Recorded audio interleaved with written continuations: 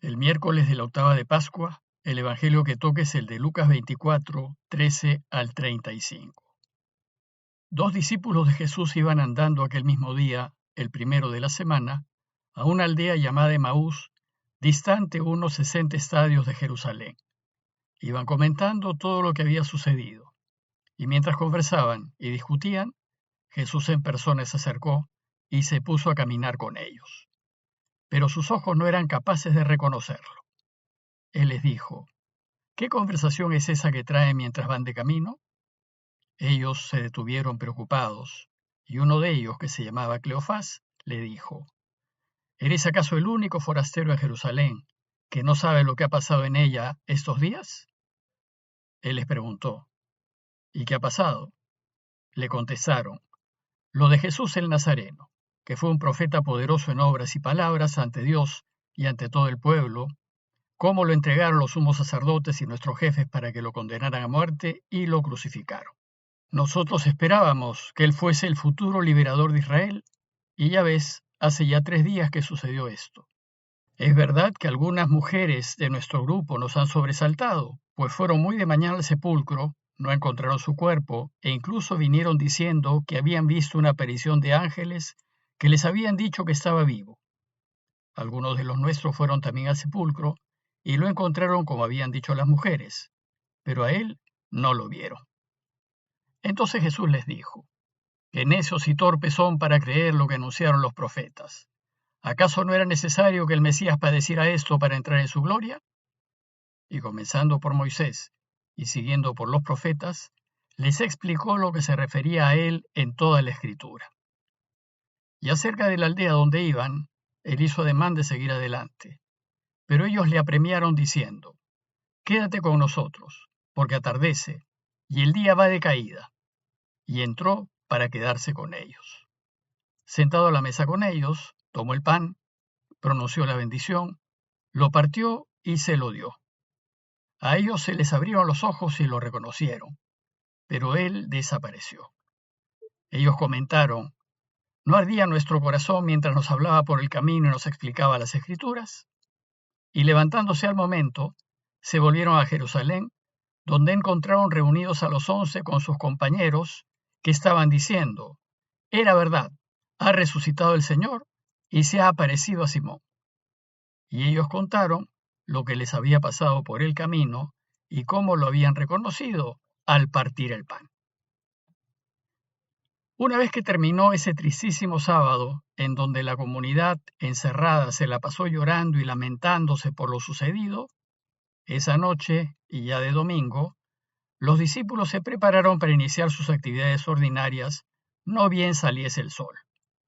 El proyecto que Jesús les había propuesto fue realmente extraordinario: buscar que su Padre reine y que su reinado de paz y de justicia transforme el mundo entero. Y ellos lo habían seguido, plenamente ilusionados con la posibilidad de que el mundo sea mejor si vivían como él quería. Pero lo mataron, y su proyecto hasta ahí nomás llegó. Sin el liderazgo de Jesús, seguir en la comunidad ya no tenía mucho sentido. Ante esta situación, el texto parece indicar que algunos decidieron dejar la comunidad y volver a sus pueblos de origen. El evangelista en el relato de hoy nos dice que al menos 2 de ellos decidieron partir. Esto es algo extraño, pues para los judíos la semana de celebraciones pascuales recién comenzaba y lo natural era participar de la fiesta toda la semana.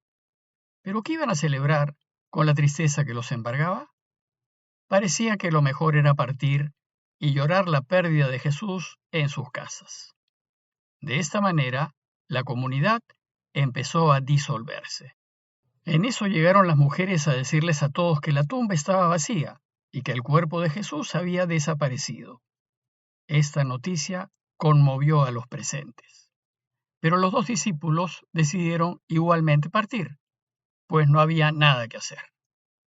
Dice el texto que los 2 iban andando aquel mismo día, el domingo, a un pueblo llamado Emaús, distante unos 60 estadios de Jerusalén, es decir, más o menos la distancia de un día de camino. E iban comentando todo lo que había sucedido. Y dice el texto que mientras conversaban y discutían, Jesús mismo en persona se acercó y se puso a caminar con ellos, pero sus ojos no eran capaces de reconocerlo. Y explicamos ayer por qué los suyos no podían reconocer a Jesús. Debemos tener presente que Jesús resucitado siempre camina con nosotros en el camino de la vida y nos podemos dar cuenta de su presencia en cualquier momento. Entonces, según Lucas, Jesús les dijo: ¿qué es lo que vienen conversando por el camino? Jesús los invita a hablar a modo de catarsis para que se desahoguen de la pena que llevan encima y así liberados puedan descubrir que vive. Ellos, nos dice Lucas, se detuvieron preocupados por lo que estaba pasando en la sociedad, por la injusticia que se había cometido, por el abuso y la prepotencia de las autoridades, por la impunidad de la que se ufanaban y en particular por cómo iba a quedar la comunidad que estaban dejando. Entonces uno de ellos, Cleofás, le dijo: ¿acaso eres el único forastero en Jerusalén que no sabe lo que ha pasado allí en estos días? Pues una crucifixión en víspera de Pascua debió haberse comentado ampliamente. Pero Jesús, haciéndose el desentendido, preguntó: ¿y qué ha pasado? Esto dio pie a que ellos le contasen lo sucedido y aquello que los tenía compungidos. Lo de Jesús el Nazareno, le dicen, que fue un profeta poderoso en obras y palabras ante Dios y ante todo el pueblo. Aquí los discípulos hablan de Jesús solo como un profeta poderoso. Ya no hablan de él como el Mesías, porque lo mataron. Pues si realmente hubiese sido el Mesías, no hubiese muerto. Va a ser su resurrección lo que hará que la comunidad, ya sin dudas en el corazón, lo reconozca y lo proclame el Mesías esperado, el Cristo. Y posteriormente, y poco a poco, también se dará cuenta de que debido a que venció a la muerte y resucitó, también tiene que ser Dios. Además, los discípulos le cuentan que los sumos sacerdotes y nuestro jefe lo entregaron para que lo condenaran a muerte y lo crucificaran. Un abuso inaudito. Hasta aquí, los de Emaús cuentan los hechos que nosotros ya conocemos. Pero también le hablan de sus esperanzas y frustraciones. Y le dicen: y nosotros esperábamos que él fuese el futuro liberador de Israel. Nosotros lo creíamos el Mesías. Creíamos que él iba a echar de Israel a los invasores romanos. Pero ya ves, hace ya 3 días que sucedió esto. Es decir, lo mataron y todas nuestras esperanzas se vinieron al suelo. Y le cuentan también lo que descubrieron las mujeres esa misma madrugada. Algunas mujeres de nuestro grupo nos han desconcertado, pues fueron muy de mañana al sepulcro y no encontraron su cuerpo. Incluso volvieron diciendo que habían visto hasta una aparición de ángeles que les había dicho que estaba vivo.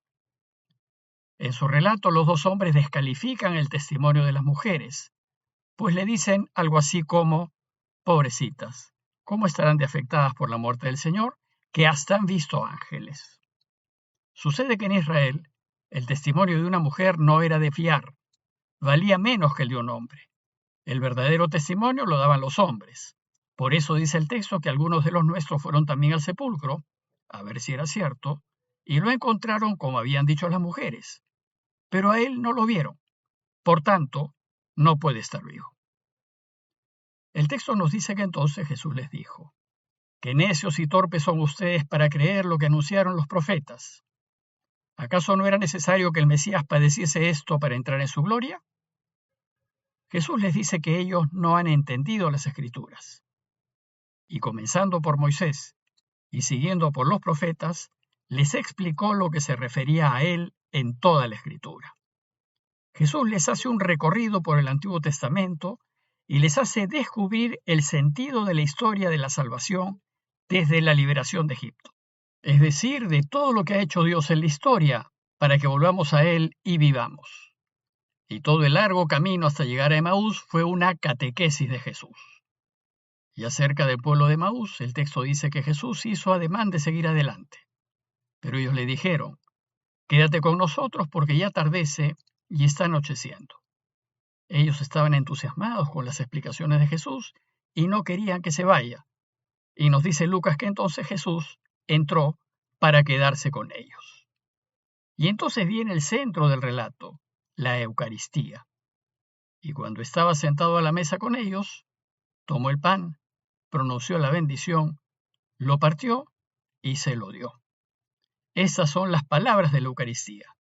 Lucas nos cuenta que ellos estaban celebrando la Eucaristía.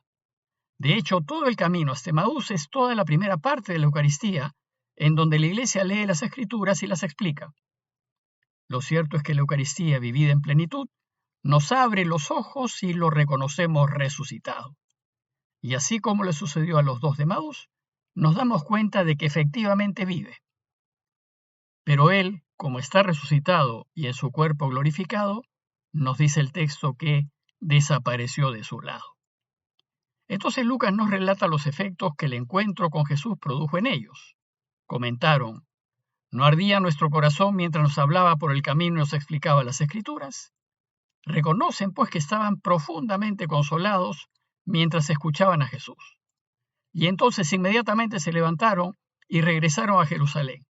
Regresaron rápidamente en su vida, desafiando los peligros de la noche, las fieras, los ladrones. Eso ya no les importaba. Lo único que querían era contar lo sucedido. Y al llegar a la ciudad, los encontraron reunidos a los 11 con sus compañeros que estaban diciendo: es verdad, el Señor ha resucitado y se ha aparecido a Simón. Los 11 y el resto de la comunidad tuvieron también una experiencia de Jesús resucitado, y todo el lugar era una algarabía. Estaban felices, no cabían en sí. Entonces ellos también contaron lo que les había pasado por el camino y cómo lo habían reconocido al partir el pan, es decir, cómo lo reconocieron en la Eucaristía. Para concluir, deseo invitarlos a participar de ese reencuentro de discípulos o a ponernos en el lugar de ellos que se llenaron de alegría al experimentar la presencia de Jesús resucitado y dejarnos tocar y contagiar de esa alegría, pidiéndole a Dios que la certeza de la resurrección de Jesús nos llene de esperanzas el corazón y nos haga comprender que la vida y el bien siempre vencen a la muerte y al mal. Parroquia de Fátima, Miraflores, Lima.